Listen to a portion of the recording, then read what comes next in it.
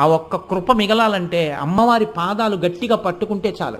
ఒక్కొక్కసారి భగవంతుని చేష్టితం ఎలా ఉంటుందంటే పైకి చాలా కష్టంలా కనపడుతుంది, కానీ ఆవిడ కష్ట రూపంలో చిన్న కష్టం ఇచ్చి పెద్ద సుఖాన్ని ఇస్తుంది. మనకి తెలియదు ఆ విషయాలు.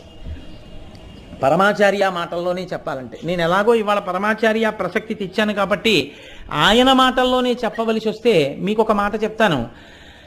వెనకటికి ఉప్పు వ్యాపారం చేసేవాళ్ళు గాడిదల మీద ఉప్పు బస్తాలు వేసుకుని ఊళ్ళోకి తీసుకెళ్ళి అమ్మేవారు. ఒకనొకప్పుడు ఉప్పు అమ్మే వ్యాపారులు గాడిదల మీద ఉప్పు బస్తాలన్నీ వేసుకుని అరణ్యంలోంచి వెడుతున్నారు. దొంగలు చూశారు, వీళ్ళు ఉప్పు బస్తాలన్నీ పట్టుకెడుతున్నారా, ఉప్పు బస్తా అంటే చాలా బరువు, ఆ ఉప్పు పట్టుకెడుతున్నారు, వీళ్ళు ఉప్పు అమ్మి మళ్ళీ వస్తారు. వచ్చినప్పుడు మనం ఈ ఉప్పు అమ్మిన డబ్బు పట్టుకొని వస్తారు కాబట్టి వీళ్ళని భయపెట్టి డబ్బు దోచుకోవచ్చు. కాబట్టి ఇవాళ వెడుతున్నారు కాబట్టి ఓ 2 రోజుల్లో ఉప్పు అమ్ముకొని వస్తారు. మనం ఇక్కడ హాయిగా మాట వేసి కూర్చుంటే సరిపోతుందని కూర్చున్నారు.